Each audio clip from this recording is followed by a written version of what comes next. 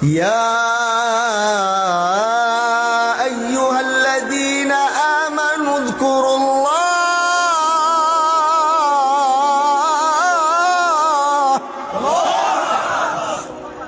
আল্লাহ পাকে আয়াতের মধ্যে ঈমানদারদেরকে ডাক দিয়েছেন আল্লাহ। এই জায়গায় চাইলে ইয়া আইয়ুহান নাস বলতে পারতেন। কোরআনে আল্লাহ দুই ভাবে বান্দাকে ডাক দিয়েছেন। এক হলো কখনো কখনো আল্লাহ বলে ইয়া আইয়ুহান নাস, আবার কখনো কখনো আল্লাহ বলে ইয়া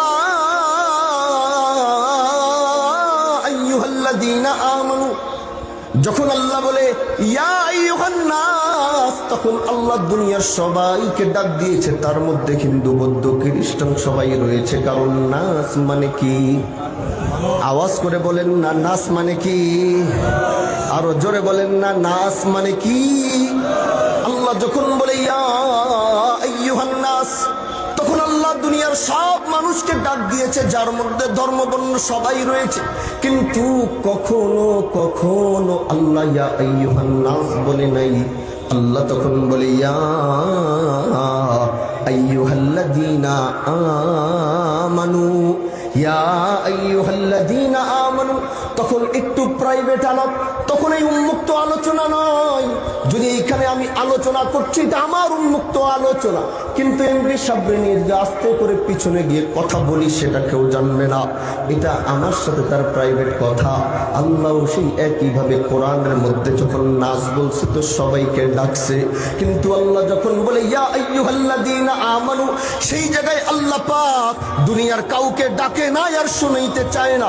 বলে তাহলে আল্লাহ কাদেরকে ডেকেছে? বলে যারা আল্লাহকে দেখে নাই কিন্তু তারপরও আল্লাহর উপরে ঈমান এনেছে, যারা আল্লাহর জাত ও সিফাত কোনোদিন দেখে নাই কিন্তু আল্লাহ বলে তাকে মেনেছে।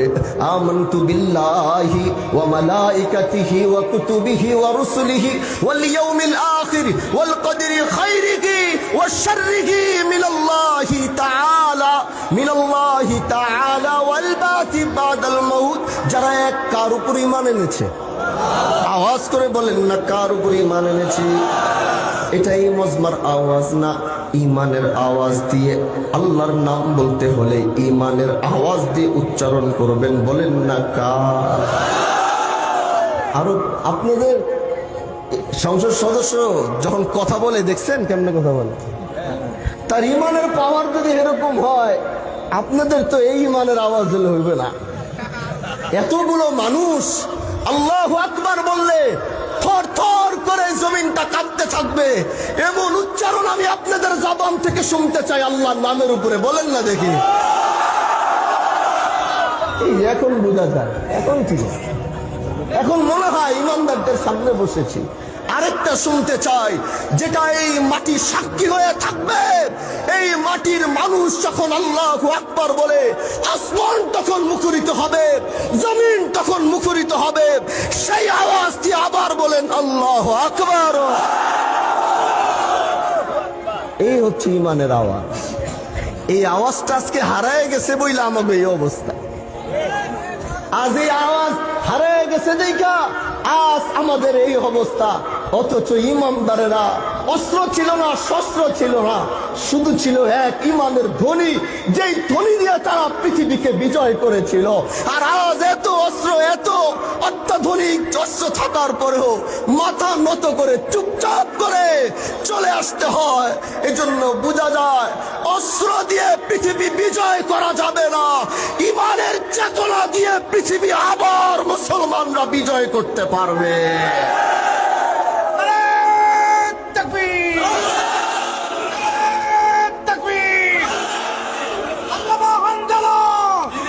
मेरे दोस्तों, मेरे अजीजों, এবার আল্লাহ বলে আমি কাউকে ডাকি নাই, আমি তোমাকে ডাকছি। তুমি কে জানো? তুমি হচ্ছে সেই ইমানদার যে বলছো লা ইলাহা ইল্লাল্লাহ মুহাম্মাদুর রাসূলুল্লাহ। এ বান্দা, ইয়া আইয়ুহাল্লাযীনা আমানু যকুরুল্লাহ। আমি তোকে ডেকে বলছি, তুই কি করবি? আল্লাহকে স্মরণ কর, আল্লাহকে ডাক। বলে কেন আল্লাহ এই কথাটা ইয়া আইয়ুহান নাস বলে কেন বলল না? আল্লাহ কেন ইয়া আইয়ুহাল্লাযীনা আমানু দিয়ে বলল? কারণ আল্লাহ চায় ইমানদার বান্দারা দুনিয়া জমিনে তো এমনি কষ্ট করে। আল্লাহ চায় এই ইমানদার বান্দাকে তাল্লুক আল্লাহর সম্পর্ক যেন আল্লাহর সাথে তার তৈরি হয়। এই জন্য ইমানদারকে ডাক দিয়ে বলে উযকুরুল্লাহ। এতটুকু বলে তিনি থাইমা যাইতে পারতেন।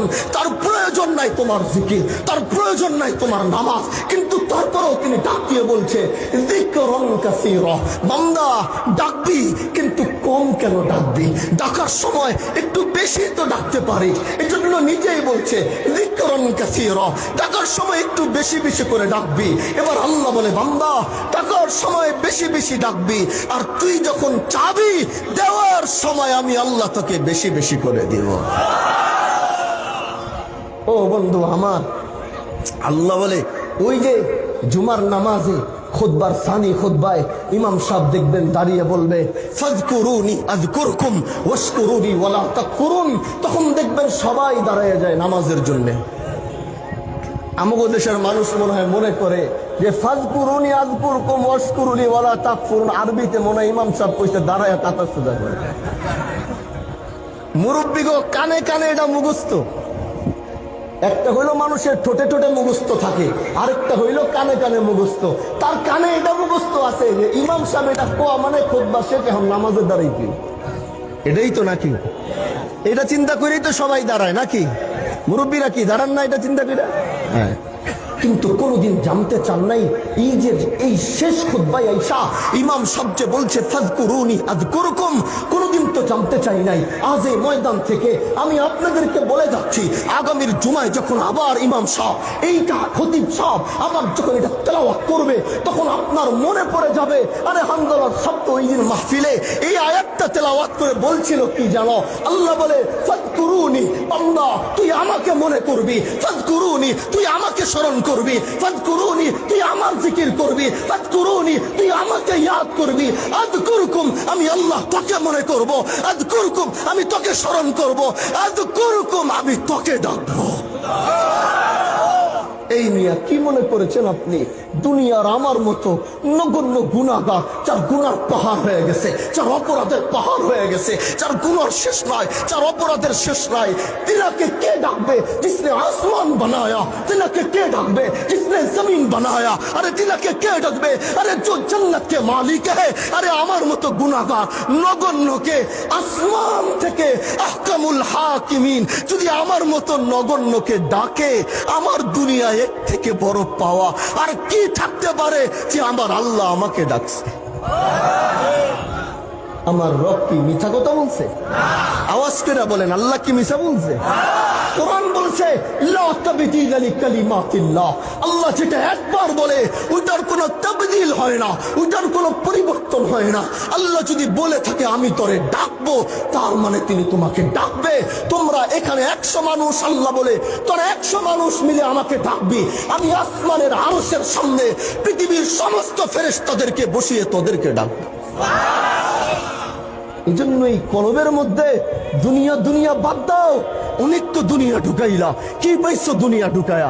কি দিছে তোমাকে এই দুনিয়া? যে দুনিয়ার কথা আল্লাহ বলে ওমাল হায়াতুদ দুনিয়া ইল্লা মাতাউল গুরুর। আরে जिसने आसमान बनाया वो ये शिकायत करते हैं कि আল্লাহ নিজে বলতেছে যিনি পৃথিবীর মালিক, যে হায়াতের জিন্দেগি তোমাদেরকে দিলাম এটা ধোঁকা ছাড়া আর কিচ্ছু না। যদি উনি এই দুনিয়ার হায়াতের জিন্দেগি ধোঁকা বলে থাকে, তুমি কোন হায়াতের দুনিয়ার এই ধোঁকার মধ্যে কোন শান্তি তুমি তালাশ করছো? এই ধোঁকার জিন্দেগিতে তুমি কি তালাশ করছো যে তোমাকে জাহান্নামের দিকে টেনে নিয়ে যাচ্ছে? এই জন্য আমরা তোমাদেরকে এতটুকু বলতে চাই, ভাই এই সামান্য কলবের ভিতরে দুনিয়াকে জায়গা দেওয়ার পরে দেখেছো অশান্তি ছাড়া কিচ্ছু পাও নাই। স্ত্রী গালিগালাজ করে, স্বামী গালিগালাজ করে, পুত্র সন্তান নিজের হাত দিয়ে বাবাকে পিটায়, এটা হচ্ছে দুনিয়ার তামাশা। আর যদি সুকুন সাথে একটু বাঁচতে চাও, সুকুন নিয়ে একটু থাকতে চাও, তাহলে ওয়ালা যিকরুল্লাহি আকবার, আল্লাহর জিকিরকে কলবের ভিতরে ধারণ করো। রব্বে কায়নাতের কসম করে বলবো, তোমার থেকে শান্তিতে পৃথিবীর আর কেউ থাকতে পারবে না। আল্লাহ আল্লাহ ডাকার মধ্যে যে নেশা, পৃথিবীর সব নেশা ছাড়ানো যায়। রিহাব আছে, রিহাবে নিয়ে গেলে যত বড় নেশাই হোক ট্রিটমেন্ট আছে, ট্রিটমেন্টের মাধ্যমে তোমার সেই নেশাকে দূর করার পদ্ধতি প্রযুক্তি পৃথিবীতে তৈরি হয়েছে। কিন্তু কারো যদি একবার জিকিরের নেশা লাইগা যায়, কারো যদি একবার জিকিরের খোরাক সে পায়া যায়, আল্লাহ আল্লাহ বলার ডাকের মজা তার কলবে যদি একবার লাইগা যায়, লা ইলাহা ইল্লাল্লাহ ডাকার মজা তার কলবে যদি একবার লাইগা যায়, আল্লাহু আল্লাহু ডাকার মজা তার কলবে যদি একবার লাইগা যায়, গোটা পৃথিবীটা তার পায়ের সামনে রাখার পরেও তারপরেও তাকে জিকিরের নেশা থেকে বের করা সম্ভব না। এজন্য ভাই এই জিকিরের পানিটা, নেশার পানিটা একটু পান করো। বলে জিকির দিয়া কি পাওয়া যায়? জিকির দিয়া জমি পাওয়া যায়? বলে না। জিকির দিয়া বাড়ি পাওয়া যায়? বলে না। জিকির দিয়া কি গাড়ি পাওয়া যায়? বলে না। জিকির দিয়া কি ব্যবসা পাওয়া যায়? বলে না। ওই জিকির দিয়া কি পাওয়া যায়? বলে জিকির দিয়া আল্লাহ পাওয়া যায়, আল্লাহ পাওয়া যায়, আল্লাহ পাওয়া যায়। আর যার আল্লাহ হয়ে গেছে দুনিয়া তার হয়ে গেছে। আলাদা আলাদা করে খুঁজার কি দরকার? একজনকে নিজের বানায় নাও না, আসমান তোমার হয়ে যাবে। একজনকে নিজের বানায় নাও না, জমিন তোমার হয়ে যাবে। একজনকে নিজের বানায় নাও না, কুল কায়নাত তোমার হয়ে যাবে। একজনকে নিজের বানায় নাও না, হাসর তোমার হয়ে যাবে। একজনকে নিজের বানায় নাও না, জান্নাত তোমার হয়ে যাবে। বলে উনি কে? বলে হুয়াল্লাহুল্লাযী লা ইলাহা ইল্লা হুয়ার রহমানুর রহিমুল মালিকুল কুদ্দুসুস সালামুল মুমিন আল মুহাইমিন আল আজিজুল জাব্বারুল মুতাকাব্বির আল খালিকুল বারিউল মুসাব্বিরুল গফফারুল কাহ্হার আল الوهاب الرزاق الفتاح العليم القابض الباسط الخافض الرافع المعز المذل السميع البصير الحكم العدل اللطيف الخبير الحليم العظيم الغفور الشكور العلي الكبير الحفيظ المقيت الحصيب الجليل الكريم الرقيب المجيب الواسع الحكيم الودود المجيد الباعث الشهيد الحق الوكيل القوي المتين الولي الحميد المحسن المبدئ المعيد المحيي المميت الحي القيوم الواجد الماجد الواحد الأحد الصمد القادر المقتدر المقدم المؤخر الأول الآخر الظاهر الباطن الوالي المتعالي بر التواب المنتقم العفو الرؤوف مالك الملك ذو الجلال والإكرام المقسط الجامع الغني المغني مانع الضار النافع النور الهادي بديع الباقي وارث الرشيد الصبور وہی ہے تو میرے اللہ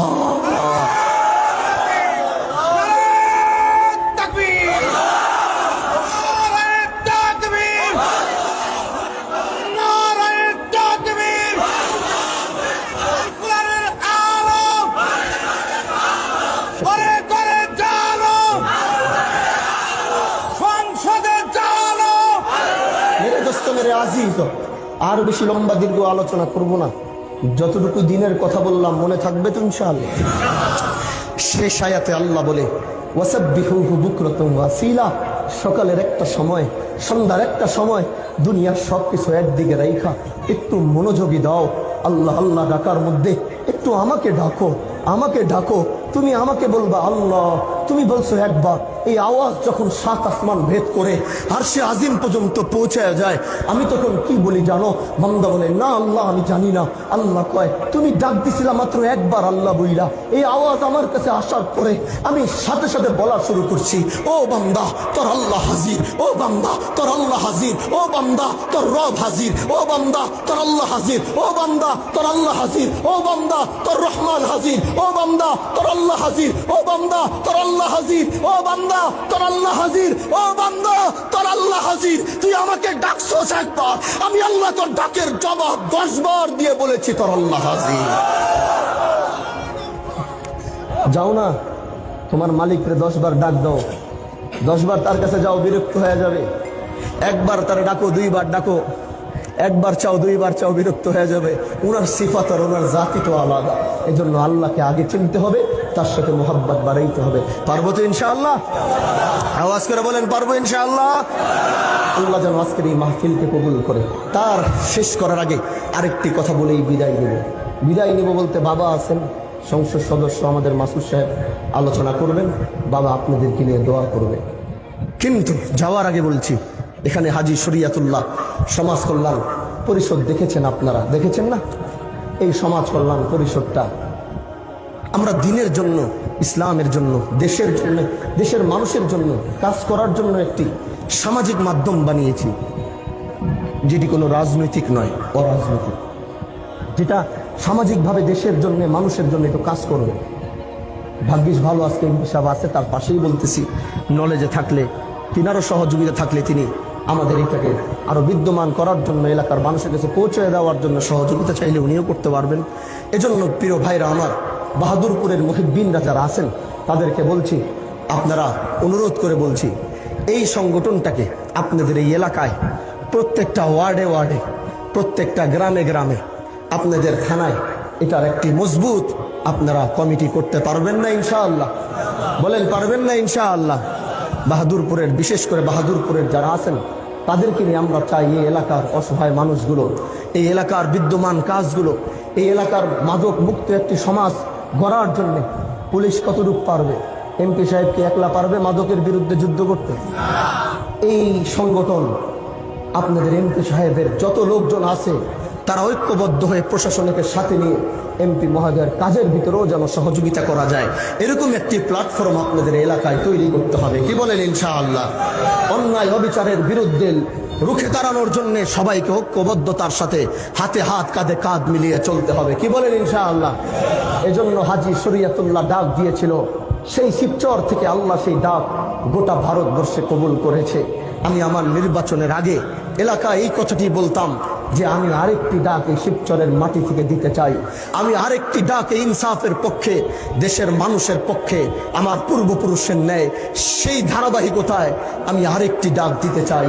হাজী শরীয়তুল্লাহ যদি ভারতবর্ষ নিয়ে গোটা দেশের বিরুদ্ধে, অন্যায় অবিচারের বিরুদ্ধে, ব্রিটিশের বিরুদ্ধে তিনি যদি সংগ্রাম প্রতিরোধ তুলে তুলতে পারেন, আমি আমার নির্বাচনী প্রচারণার আগে বলেছিলাম আপনারা আমাকে আরেকটি সুযোগ করে দেন, আমি এই একই শিবচর থেকে আরেকটি ইনসাফের পক্ষে ডাক দিতে চাই, যেই ডাক যদি সারা ভারতবর্ষে পর্যন্ত না হয়, কিন্তু বাংলার 84,000 গ্রামে 64টা জেলা মানুষদেরকে নিয়ে কাঁধে কাঁধ মিলিয়ে আবার অন্যায় অবিচারের বিরুদ্ধে সংগ্রাম গড়ে তুলবো ইনশাআল্লাহ।